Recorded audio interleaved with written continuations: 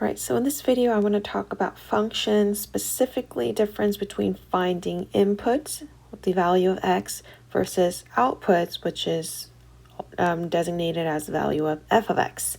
This is something that I see students making critical mistakes on.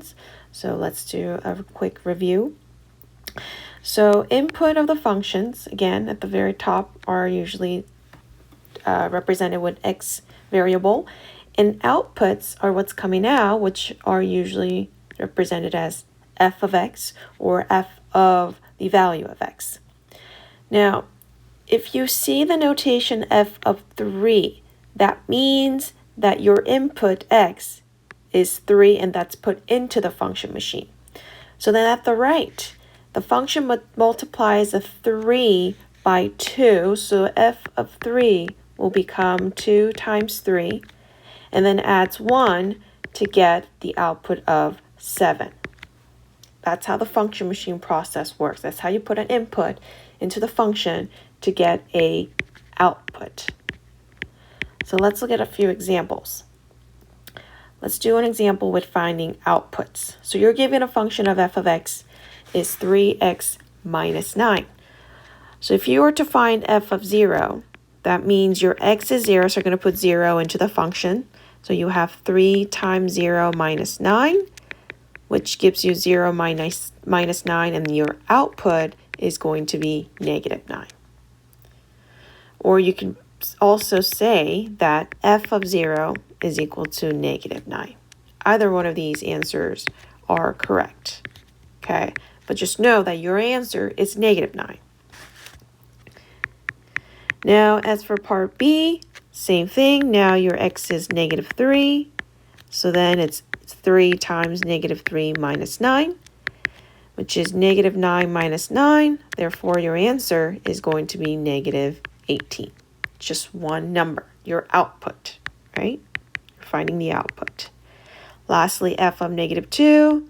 Now your input is negative 2. So let's put the negative 2 into the function.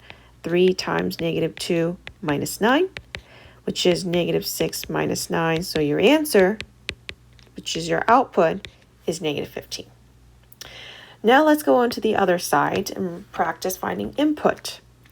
So whenever you're asked to find the input, they're going to tell you specifically to find input or find x.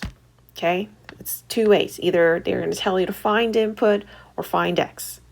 So in this case, find x if f of x is equal to 0. So we know that the function is 3x minus 9, and they're telling us that whatever you put in as the x value, it gives you 0 at the end. So you make it equal to 0. And you just solve that equation. Add 9 both sides. So we got 3x is equal to 9 divided by 3. So your answer has to be x equals 3. I hope you see the difference between the work on the left-hand side of the column and the right column, right? And then part B, again, finding x.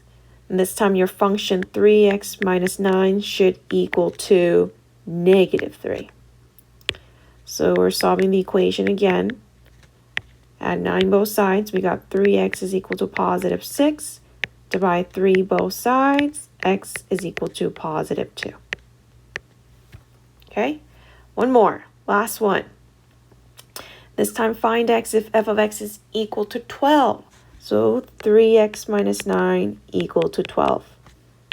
Add 9 both sides, which gives you 3x is equal to 21. So divide 3 both sides.